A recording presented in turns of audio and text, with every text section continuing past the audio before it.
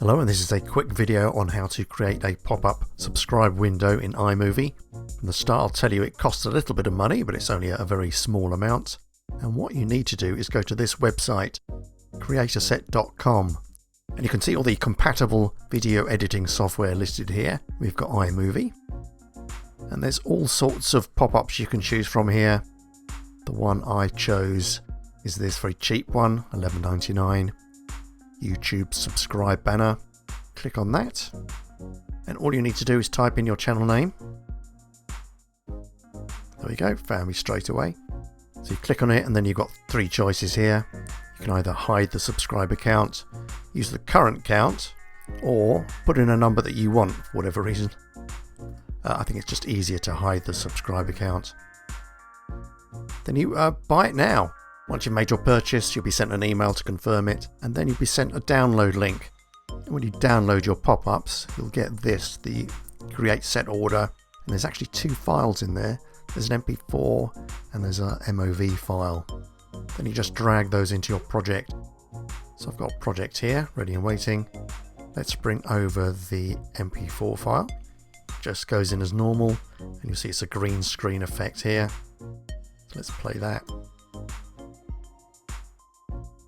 Okay, not very useful in its current format, but when we drag in these files, you get this additional option in the menu up here, video overlay settings, and from that you choose green blue screen. That automatically hides that. Play it again. It's a lot better. However, with the MOV file, drag it over, and you don't really need to do anything at all.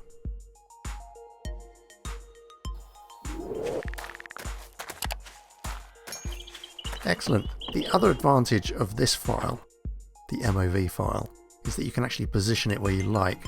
So if I go up to the menu again and go to picture in picture, and I can drag it down here, for example, and open it up to make it a bit bigger, I can slot it down there.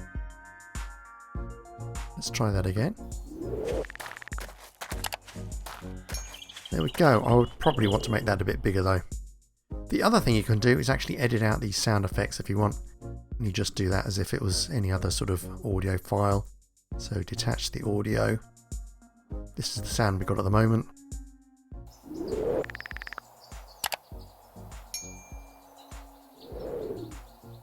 But if I wanted to get rid of that, I could just delete it. Or I could perhaps cut around the bell sound. Just leave that. Like this. There we go.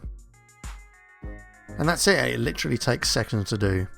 Well, I hope you found that useful.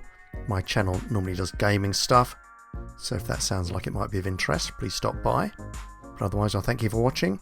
And until I see you again, I shall say goodbye. Okay, cheerio.